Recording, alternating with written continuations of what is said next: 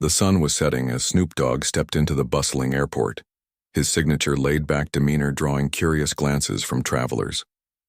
Dressed in a stylish tracksuit and sporting his iconic sunglasses, he exuded calmness despite the chaos around him. He had just wrapped up a high-energy concert in Los Angeles, leaving fans cheering and chanting his name long after the final encore.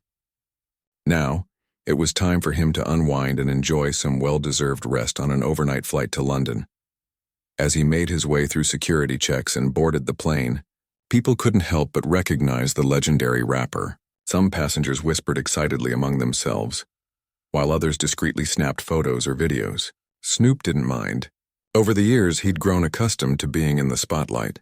With a polite nod here and a warm smile there, he moved gracefully toward first class, where luxury awaited. First class was everything one would expect: plush leather seats, soft ambient lighting, and attentive staff ready to cater to every need. As Snoop settled into his seat by the window, he plugged in his headphones and scrolled through his phone, checking messages from family and friends. His playlist of smooth jazz filled his ears, helping him relax after a long day. For now, life felt peaceful, almost surreal. But not everyone shared this sense of tranquility. Across the aisle sat Captain Richard Hayes, the pilot of the flight. A man in his late 50s with salt and pepper hair, Hayes carried himself with authority but also harbored deep-seated prejudices that often clouded his judgment. To him, seeing someone like Snoop Dogg, a black celebrity known for his music and larger-than-life persona, enjoying the privileges of first class, stirred something ugly within. Hayes believed those seats were reserved for people of importance, and in his narrow worldview, Snoop didn't fit the bill. Hayes tried to ignore the situation at first, pretending to focus on reviewing the flight plan. But as more passengers entered the cabin, whispering about their famous fellow traveler, his irritation grew. He muttered under his breath about how celebrities thought they were entitled to special treatment. It wasn't just jealousy. It was rooted in something far darker, a prejudice he rarely acknowledged openly but couldn't suppress entirely. Meanwhile, the flight attendants greeted Snoop warmly, offering him refreshments and ensuring he was comfortable. One attendant even complimented him on his recent performance, saying she'd watched clips online and loved his energy. Snoop thanked her graciously, flashing his trademark grin. "Appreciate you, sis," he said, making her blush. Moments like these reminded him why he loved connecting with people. It was all about spreading positivity. Unbeknownst to Snoop, however, trouble was brewing. As the boarding process neared its end and the last few passengers took their seats, Captain Hayes decided he couldn't stay silent any longer. Gathering his courage, or so he thought, he stood up from his seat and approached Snoop with a forced smile that didn't reach his eyes. "Excuse me, sir," Hayes began, his tone clipped and condescending. "I hope you realize this section is reserved for premium passengers only. Perhaps economy class would be more appropriate for someone like you." The words hung in the air, sharp and cutting. Passengers nearby turned their heads, stunned by the audacity of the comment. Snoop removed his headphones slowly, his expression unreadable.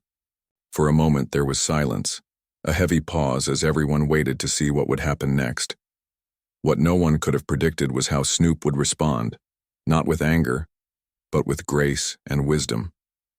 Little did they know, this encounter would set off a chain of events that would leave everyone questioning their own beliefs and biases, and thus, the stage was set for a journey unlike any other. The cabin fell silent as all eyes turned to Snoop Dogg. His calm demeanor hadn't changed, but there was a subtle shift in his energy, a quiet strength that seemed to fill the space around him. He looked up at Captain Hayes, meeting the man's cold gaze with an unwavering stare. For a moment, no one spoke. The tension in the air was palpable, thick enough to cut with a knife. Finally, Snoop broke the silence. Not with anger or hostility, but with a soft chuckle that caught everyone off guard. "Man," he said, his voice smooth and measured, "you must be having a real bad day if you're coming at me like this." Hayes stiffened, clearly unprepared for such a response. His face flushed red, either from embarrassment or rising frustration. It was hard to tell. "I'm just saying," he replied, his tone sharper now. "This section is meant for certain types of travelers. Maybe you don't understand how things work here."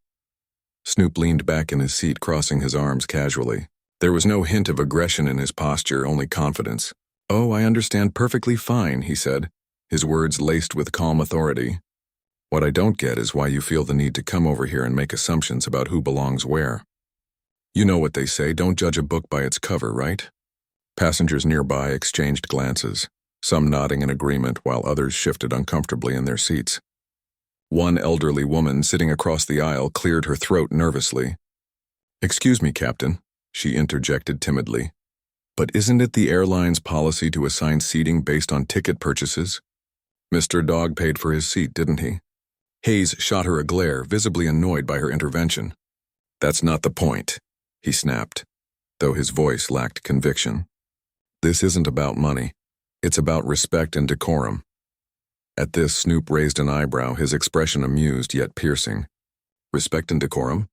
he repeated, leaning forward slightly. "Funny you should mention that, because last time I checked, respect goes both ways. If you want people to treat you with dignity, maybe start by treating them the same way." The simplicity of his words struck a chord with those listening. Even some of the flight attendants, who had been standing quietly near the galley, nodded subtly in agreement. They knew Captain Hayes well enough to recognize his abrasive personality, but this behavior was unprecedented, even for him. Realizing he was losing ground, Hayes tried to regain control of the situation. "Listen," he said, pointing a finger at Snoop. "I'm responsible for the safety of everyone on this plane. And frankly, having someone like you in first class could disrupt the atmosphere we're trying to maintain." His comment sent ripples through the cabin. Several passengers gasped audibly. Shocked by the blatant prejudice behind his words, Snoop simply shook his head, a mixture of sadness and disbelief crossing his features. "Someone like me?" he echoed softly, his voice tinged with irony. "You mean a black man? Or maybe you mean someone who doesn't fit your idea of what a first-class passenger should look like?" Hayes opened his mouth to respond, but before he could say anything, another voice joined the conversation. It belonged to a young woman seated 2 rows behind Snoop, a college student named Maya, who had been quietly observing the exchange until now. "Captain Hayes," she said firmly, rising halfway out of her seat, "you're being disrespectful. This is discrimination, plain and simple. If you have a problem with Mr. Dogg being here, then maybe you shouldn't be flying this plane." Her boldness inspired others to speak up. A middle-aged businessman chimed in, agreeing with Maya. "She's right," he added. "We pay good money for these seats and we expect professionalism from our crew, not judgmental comments." Even the flight attendants began to murmur among themselves, their loyalty to Hayes wavering under the weight of his actions. The captain, realizing he was outnumbered, clenched his jaw tightly. He glanced around the cabin, searching for support, but found none. Instead, he saw disapproval etched on every face. For the first time in years, Richard Hayes felt truly isolated. His pride refused to let him apologize, but his position as the pilot forced him to retreat, for now. With a curt nod, he muttered something about needing to prepare for takeoff, and stormed back toward the cockpit, slamming the door shut behind him. As the tension eased, the passengers returned to their seats, buzzing with quiet conversations about what had just transpired. Snoop sat back, exhaling deeply. He wasn't angry, but the encounter left him reflective. He glanced out the window, watching the ground crew finish their preparations. Though he'd handled the situation gracefully, he couldn't shake the feeling that this wouldn't be the end of it. Little did anyone know, Captain Hayes was far from finished. Deep inside the cockpit, he stewed in his resentment, plotting his next move. What he didn't realize was that his actions would set off a chain reaction, one that would challenge not only him but also everyone else on board. And so, as the plane taxied down the runway and lifted into the sky, the stage was set for a journey filled with unexpected twists, emotional revelations, and moments that would leave a lasting impact on everyone involved. The plane soared higher into the night sky, leaving behind the glittering city lights below. Inside the cabin, an uneasy calm settled over the passengers. While most had returned to their books, phones, or conversations, the tension from earlier lingered like a shadow. It was clear that Captain Hayes' outburst had left its mark, not just on Snoop Dogg, but on everyone who witnessed it. Snoop leaned back in his seat, staring out the window at the endless expanse of stars. Despite his outward composure, his mind was racing. He wasn't new to facing prejudice.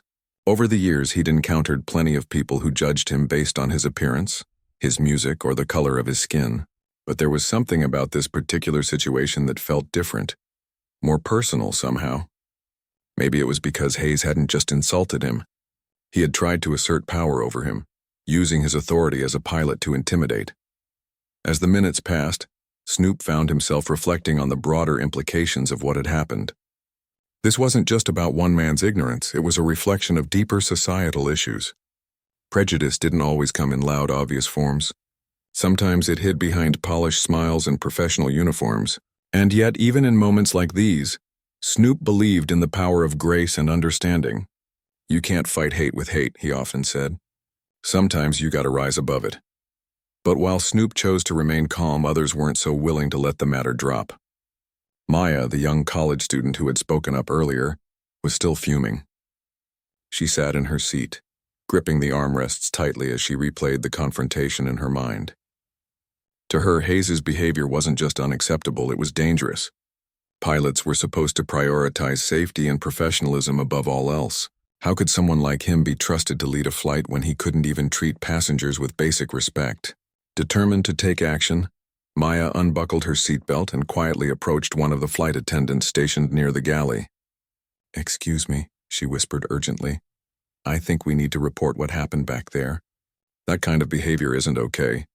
It's discriminatory and it makes everyone uncomfortable." The flight attendant, a kind-eyed woman named Lisa, nodded sympathetically.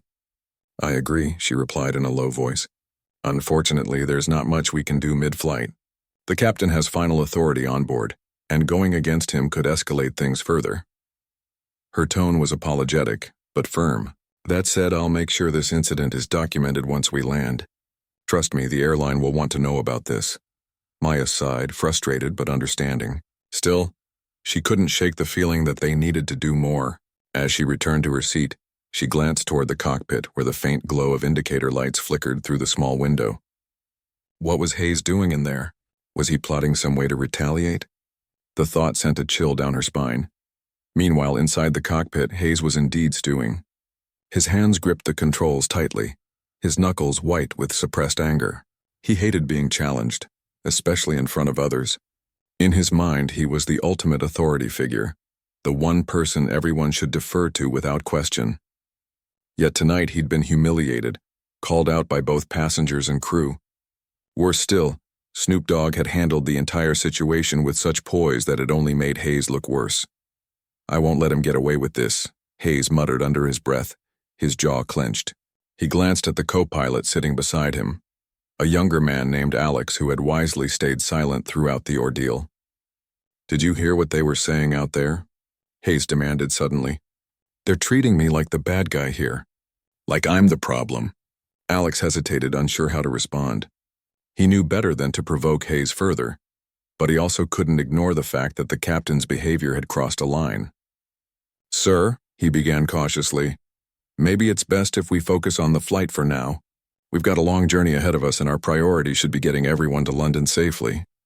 Hayes shot him a glare, clearly annoyed by the suggestion. "Don't tell me how to do my job," he snapped.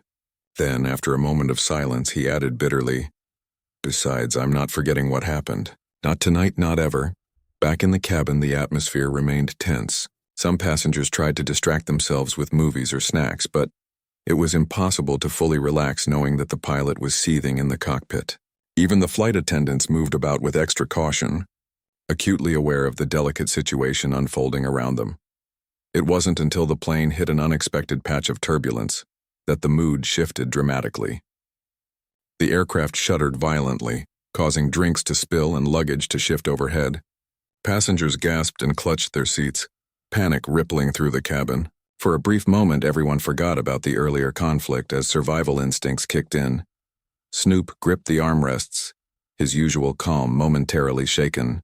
He glanced around, noticing how quickly fear spread among the passengers. It was a stark reminder of how fragile human control truly was, especially at 35,000 feet in the air. But then, just as suddenly as it began, the turbulence subsided, leaving behind a profound sense of relief. As the plane steadied, Snoop caught sight of Maya across the aisle. Their eyes met briefly, and she offered him a small, reassuring smile. In that moment, he realized something important. This journey wasn't just about him versus Hayes. It was about unity, resilience, and finding strength in the face of adversity. And deep down, Snoop knew that the real challenge was only beginning. Whatever came next, he and everyone else on board would have to face it together. The turbulence had passed, but its effects lingered in the cabin. Passengers exchanged nervous glances, their earlier tension now compounded by fear of the unknown. The sudden jolt had served as a stark reminder of how vulnerable they all were, trapped miles above the ground, entirely dependent on the people flying the plane. For many, this realization brought unease, especially given Captain Hayes's volatile behavior. In the cockpit, Hayes sat rigidly in his seat, gripping the controls with white-knuckled intensity. He hadn't reacted visibly to the turbulence, but his mind was racing. To him, the rough patch felt almost symbolic, a reflection of the storm brewing within himself and aboard the aircraft. His pride still stung from the confrontation with Snoop Dogg and the passengers who dared to challenge him. Now every bump or dip in the flight seemed like a personal affront, testing his authority even further. Beside him, Alex, the co-pilot, worked diligently to stabilize the plane. Unlike Hayes, Alex remained calm and focused, his training kicking in effortlessly. "We're good now," he said reassuringly, glancing at the instruments. "Just some minor turbulence. Nothing to worry about." Hayes grunted in response, clearly unconvinced. "Nothing to worry about?" he muttered under his breath. "Easy for you to say. You weren't out there getting attacked by entitled passengers." Alex hesitated, unsure whether to address the comment directly. He knew better than to provoke Hayes, but the captain's bitterness was becoming harder to ignore. "Sir," he ventured cautiously, "maybe it's best if we focus on the flight. We've got a lot of responsibility here, not just for ourselves but for everyone on board." Hayes shot him a sharp look, his lips pressed into a thin line. "Don't lecture me about responsibility," he snapped. "I've been doing this job longer than you've been alive. I know what I'm doing." Alex nodded quickly, choosing not to push the matter further. Instead, he turned his attention back to the controls, silently praying that the rest of the flight would go smoothly. But deep down, he couldn't shake the feeling that something was off. Hayes' anger wasn't subsiding. It was festering, growing more intense with each passing minute. Back in the cabin, the passengers were beginning to settle again. Flight attendants moved through the aisles, offering reassurance and collecting spilled items.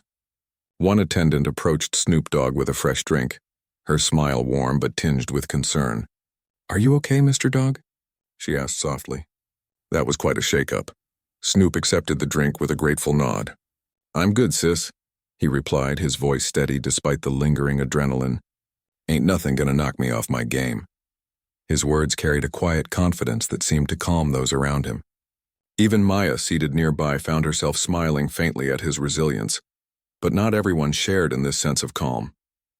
As the initial shock of the turbulence wore off, whispers began to circulate once again, this time about Captain Hayes. Several passengers voiced their concerns to the flight attendants, questioning whether the pilot was emotionally stable enough to continue safely. Lisa, the kind-eyed attendant who had spoken to Maya earlier, listened intently, her expression growing increasingly troubled. "I'll check on him," she promised finally, stepping away to approach the cockpit door. She knocked lightly before entering, careful to maintain a neutral tone. "Captain Hayes," she said, addressing him respectfully. "Some of the passengers are feeling uneasy after the turbulence. They're asking if everything is okay up here." Hayes barely glanced at her, his eyes fixed on the horizon ahead. "Everything's fine," he replied curtly. "Tell them to stop overreacting. Pilots don't have time to hold hands and coddle people." Lisa swallowed hard, forcing herself to remain professional. "Understood," she said evenly. "But sir, morale is important too. Maybe a quick announcement would help reassure everyone." For a moment, Hayes looked tempted to argue, but then he sighed heavily and reached for the intercom button. His voice crackled over the speakers moments later, terse and impersonal. "Ladies and gentlemen, this is your captain speaking. We encountered some minor turbulence, but the skies are clear now. Please remain seated and buckle up just in case. That is all." The message did little to ease tensions. If anything, Hayes's dismissive tone only fueled the unease among the passengers. Snoop, overhearing the announcement, shook his head slightly. "Man's got issues," he murmured under his breath, earning a chuckle from the passenger beside him. As the hours ticked by, the atmosphere in the cabin grew heavier. Conversations became hushed, punctuated by occasional bursts of laughter meant to mask underlying anxiety. Meanwhile, in the cockpit, Hayes continued to brood, his resentment simmering beneath the surface. Every glance at the instrument panel reminded him of the weight of his responsibilities and the frustration of being questioned by those he believed should defer to him without hesitation. It was during one such moment of reflection that an unexpected alert flashed across the dashboard. A warning light blinked urgently, accompanied by a low beep. Alex leaned forward immediately, scanning the readouts. "Sir," he said, his voice tight with concern, "we're showing a potential issue with the fuel gauge. I think we need to investigate further." Hayes froze, his face draining of color. For the first time since the flight began, his bravado faltered. The realization hit him like a punch to the gut. This wasn't just about ego anymore. This was real, and potentially dangerous. Outside the cockpit window, the vast expanse of ocean stretched endlessly below. The stakes had never been higher, and as panic threatened to creep into Hayes's thoughts, he realized that the choices he made next would define not only his career but also the fate of everyone on board. What none of them knew was that the true test of leadership was yet to come, and it would require more courage, unity, and humanity than any of them could have anticipated. The warning light on the dashboard blinked insistently, casting an ominous glow inside the cockpit. Alex's hands moved swiftly over the controls as he cross-checked the readings, his brow furrowed in concentration. Beside him, Captain Hayes sat frozen, the weight of the situation pressing down on him like a leaden cloud. For once, his usual bravado was nowhere to be found. Instead, uncertainty and fear flickered across his face, a stark contrast to the domineering figure he'd been just hours before. "Sir," Alex said firmly, breaking the tense silence, "and we need to act quickly. If the fuel gauge is malfunctioning, we can't risk waiting until we reach London. We'll have to divert to the nearest airport." Hayes snapped out of his daze, his voice sharp with defensiveness. "Divert? That's not necessary yet. It could just be a sensor issue. Let's not jump to conclusions." Alex turned to him, his expression serious but respectful. "With all due respect, sir, we can't afford to take chances here. The safety of everyone on board comes first. If there's even a small possibility that our fuel levels are compromised, we need to prioritize caution." For a moment, Hayes hesitated, torn between his pride and the undeniable logic of Alex's words. He knew the younger man was right, but admitting it meant relinquishing control, something Hayes wasn't accustomed to doing. Finally, after what felt like an eternity, he nodded curtly. "Fine, make the call. But make sure you explain this properly to the passengers. I don't want any more panic." As Alex radioed air traffic control to request permission for an emergency landing at Shannon Airport in Ireland, Lisa entered the cockpit again, her presence calm but firm. She had sensed the gravity of the situation from the anxious whispers among the passengers and decided to check on the pilots herself. "Is everything okay?" she asked, her tone measured. "It will be," Alex replied, glancing at her briefly. "We're diverting to Shannon due to a potential issue with the fuel system.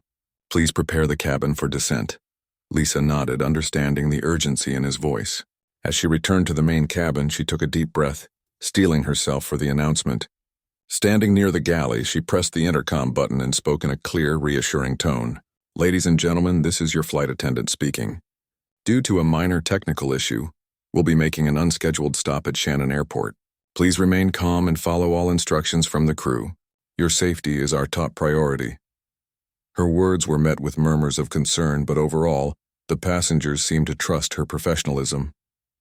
Snoop Dogg, seated by the window, leaned forward slightly, listening intently. He exchanged a glance with Maya, who looked visibly worried. "Don't sweat it," he told her softly, offering a reassuring smile.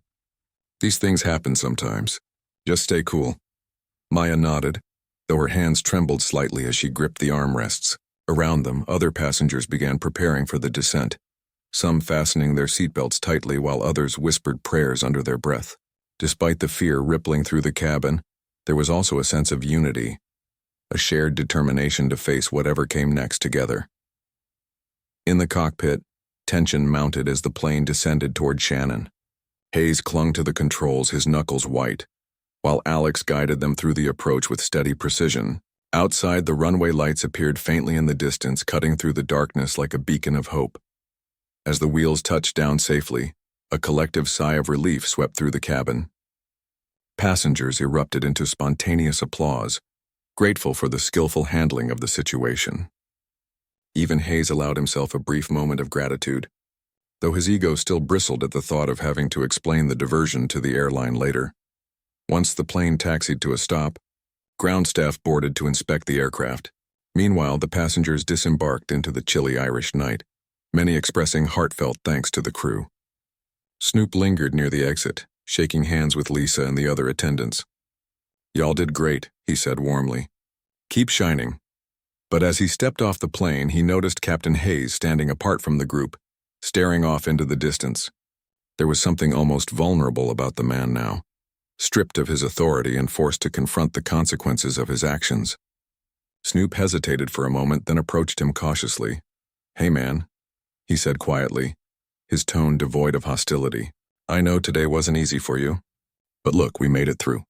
And hey, maybe this is a chance to start fresh, yeah?" Hayes stared at him, surprised by the gesture. For the first time, he saw Snoop not as an adversary, but as someone willing to extend a hand despite everything that had happened. Slowly, he nodded, his voice barely above a whisper. Maybe you're right." What neither of them realized was that this moment would mark the beginning of something unexpected, a shift in perspective that would ripple far beyond the confines of the airport. Little did they know, their journey was far from over, and the lessons they would learn would change them forever. The Shannon Airport terminal buzzed with activity as passengers milled about, waiting for updates on when or if their flight would continue to London. Some called loved ones to reassure them, while others huddled together, sharing nervous laughter and speculations about the sudden diversion. The mood was a mix of relief and lingering unease. Though they were safe on solid ground, the uncertainty of what lay ahead kept everyone on edge. Snoop Dogg leaned against a wall near the gate, scrolling through his phone, but not really seeing the screen. His mind replayed the events of the night, Hayes' hostility, the turbulence, the emergency landing, and he couldn't help but feel that something profound had shifted. It wasn't just about survival, it was about connection. He glanced around the room, noticing how people who had once been strangers were now exchanging smiles and quiet words of encouragement. Fear had brought them closer, forcing them to see one another not as individuals divided by class or background, but as human beings bound together by shared vulnerability. Nearby, Maya sat cross-legged on the floor, her laptop open as she typed furiously into a document. Her fingers moved quickly across the keyboard, capturing every detail of the journey so far. Writing had always been her way of processing emotions, and tonight's events demanded reflection. She titled the piece "Lessons at 35,000 Feet" and began drafting thoughts about prejudice, resilience, and the power of unity. Though she doubted anyone outside this group would ever read it, putting her feelings into words helped her make sense of everything. Captain Hayes, meanwhile, stood apart from the crowd, his arms crossed tightly over his chest. He watched the passengers interact, their camaraderie making him feel even more isolated. For years, he'd prided himself on being a leader, a man whose authority was unquestioned. Yet here he was, stripped of control, humbled by both circumstance and conscience. Snoop's earlier words echoed in his mind. Maybe this is a chance to start fresh. The simplicity of the statement gnawed at him. Could he really change, or was he too set in his ways? As these thoughts swirled in his head, Lisa approached him cautiously. "Captain," she said gently, "the airline representative wants to speak with you. They're setting up a meeting room down the hall." Hayes nodded stiffly, following her without a word. Inside the small, dimly lit room, an airline manager greeted him with polite professionalism. After explaining the preliminary findings, a faulty fuel sensor, thankfully nothing catastrophic, the manager turned to address Hayes directly. "We'll need your full report, Captain, along with any insights from your co-pilot. But I also want to acknowledge how challenging tonight must have been, for you and for the passengers." Hayes opened his mouth to defend himself, but no words came out. Instead, he found himself reflecting on the mistakes he'd made, not just during the flight, but throughout his career. The prejudices he'd harbored, the judgments he'd passed, the walls he'd built between himself and others. It all seemed so futile now. For the first time in years, he felt truly exposed, as though the carefully constructed facade he'd maintained was crumbling. Back in the terminal, Snoop noticed Hayes emerge from the meeting room. The pilot looked exhausted, his usual rigid posture replaced by a slouch that spoke volumes. Without hesitation, Snoop walked over and extended his hand. "You good, man?" he asked simply. Hayes hesitated, then shook Snoop's hand reluctantly. I don't know," he admitted quietly. "Tonight's been eye-opening." Snoop nodded, his expression thoughtful. "Life has a funny way of teaching us lessons we didn't know we needed. Trust me, I've been there." Their conversation was brief, but its impact lingered long after they parted ways. As Hayes returned to his seat, he pulled out his phone and began typing a message to his wife. Words poured onto the screen, apologies for past behavior, promises to do better, admissions of regret. Sending the message felt like releasing a weight he hadn't realized he'd been carrying.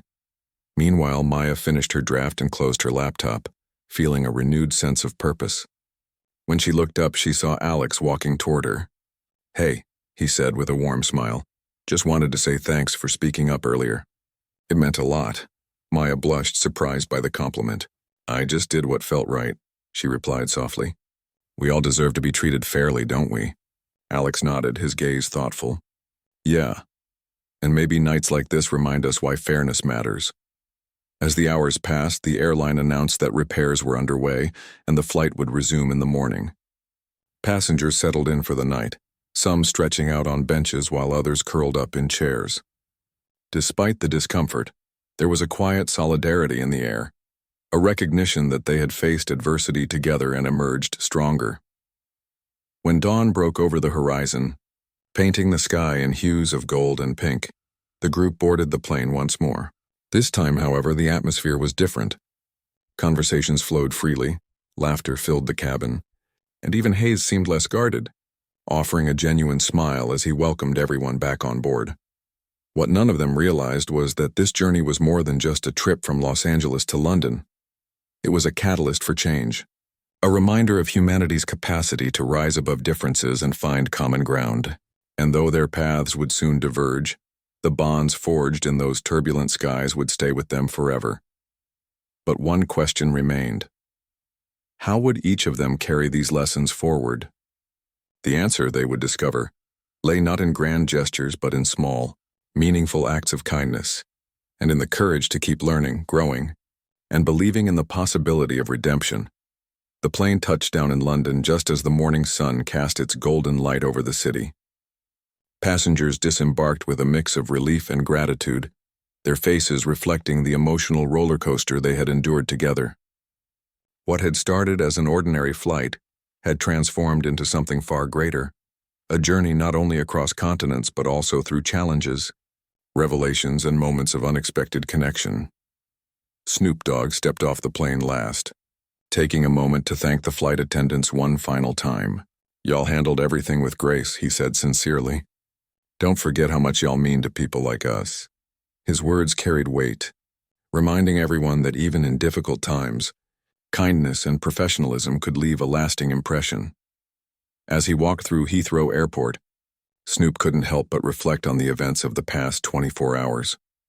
He thought about Captain Hayes, the anger, the vulnerability, the tentative apology, and realized that while prejudice was deeply ingrained in some individuals, it wasn't insurmountable. People could change if given the chance, and sometimes all it took was someone willing to extend understanding instead of judgment. For Snoop, this experience reinforced his belief in leading with love and empathy no matter the circumstances. Meanwhile, Captain Hayes stood near the gate, watching silently as passengers filed out. His demeanor was subdued, almost humble, a stark contrast to the man who had boarded the plane in Los Angeles. When Snoop approached him briefly before leaving, Hayes managed a small smile. "Thank you," he murmured, his voice barely audible. "For everything," Snoop nodded, clapping him lightly on the shoulder. "We're all works in progress, man. Keep moving forward." With those parting words, Snoop disappeared into the bustling crowd, leaving Hayes standing alone, but not defeated. The pilot returned to the crew lounge where Lisa and Alex were packing up their belongings. Seeing him enter, Lisa hesitated, unsure what to expect. But when Hayes offered a quiet thank you for her support during the chaos, she smiled warmly. "We're a team, Captain," she reminded him. "That's what matters most." Over the next few days, each passenger carried the lessons of the journey into their daily lives. Maya, inspired by the resilience she'd witnessed, submitted her essay to a local newspaper under the title, "Lessons at 35,000 Feet." To her surprise, it resonated deeply with readers, sparking conversations about unity, prejudice, and the importance of standing up for what's right. Her courage to speak out became a source of pride, not just for herself but for everyone who had been on that flight. For Alex, the co-pilot, the experience strengthened his resolve to pursue leadership roles within the aviation industry. He began mentoring younger pilots, emphasizing the value of humility and teamwork. "Being a leader isn't about control," he often said. "It's about trust. Trusting yourself, trusting your crew, and trusting that we're all stronger together." Back home, Captain Hayes embarked on a personal journey of self-reflection. He attended diversity workshops, read books recommended by his wife, and made a conscious effort to challenge his own biases.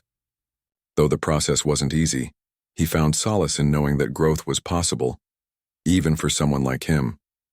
One evening, as he tucked his grandchildren into bed, he told them a story about a difficult flight and the lessons he'd learned from it. Their wide-eyed curiosity reminded him why change mattered, because the future depended on it. And then there was Snoop Dogg, whose life continued much as it always had: performances, interviews, and connecting with fans around the world. But when asked in an interview about the most memorable moment of his recent travels, he didn't hesitate. "It wasn't the concert or the crowds," he said with a grin. "It was a little old flight where I met some amazing folks and saw firsthand how we can rise above hate. That's what sticks with me." Months later, the airline organized a reunion event for the passengers and crew of Flight 1427. Held in a cozy hotel conference room, the gathering brought everyone back together for the first time since landing in London. Stories were shared, laughter echoed through the space, and tears flowed freely as people embraced old acquaintances turned friends. Captain Hayes, visibly moved, addressed the group with heartfelt sincerity. "I'm sorry for my actions that night," he admitted. "But I'm grateful for your patience, your forgiveness, and the reminder that none of us are beyond redemption." As the event drew to a close, Snoop raised a toast. "To second chances," he said, raising his glass, "and to proving that no matter where we come from or who we are, we're all in this together." The room erupted in cheers, a testament to the power of compassion and resilience. In the end, what had begun as a turbulent flight became a story of hope, a reminder that even in the darkest skies, humanity could shine brightest. And though their paths would inevitably diverge again, the bonds forged aboard Flight 1427 would remain etched in their hearts forever. Because sometimes, the greatest journeys aren't measured in miles, they're measured in the connections we make along the way.